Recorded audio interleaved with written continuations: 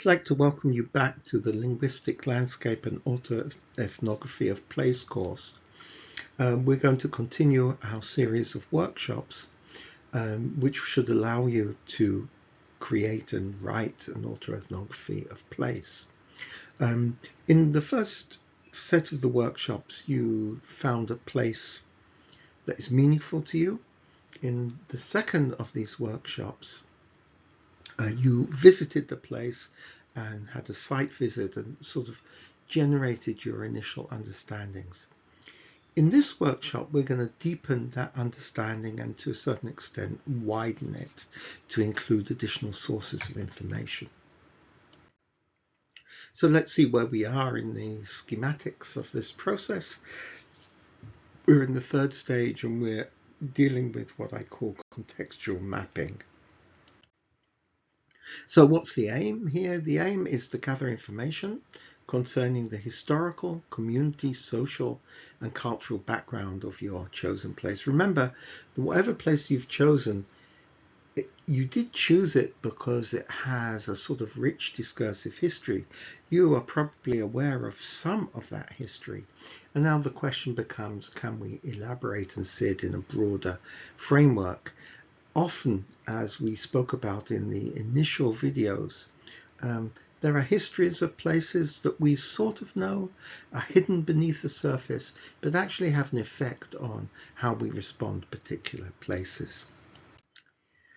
So we have several different sources of data and data collection methods. So first of all, I think it's worthwhile just making a sort of more formal personal knowledge history of this place.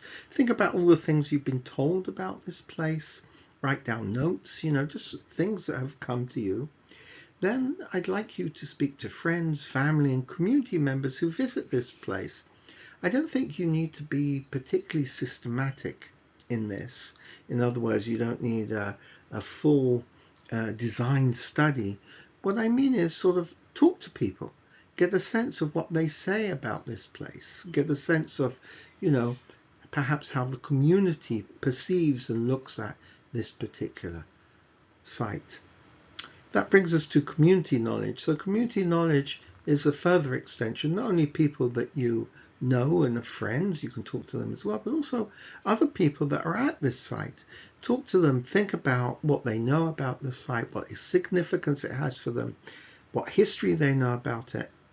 And finally, the third level is, in some cases, this is not true of all cases, there are histories, there are academic narratives, there are academic papers, there are community websites, libraries, archives. Check within your community resources, perhaps go to the library, I think is a good idea, and just ask about this place and see what comes up, because there might be more information than you know. Of course, there's a need to document this or log this information. So take notes and record all the different pieces of information you collect. Be sure to designate the source, the type of history, the narrative, the fact. It's important that you know different types of information and where they come from. Finally, my final point is this, a bit about truth and history. Don't try to reduce everything to a single narrative. It's fine if things disagree, contradict, work in parallel. The aim is not to integrate or synthesize the information. The aim is to document the different ways the place can be narrativized and positioned and the way it might be understood. So with that, I'll leave you till we meet in our next video. And please go out and collect this information. You'll see that it adds an extra level to how you understand the place that you are studying.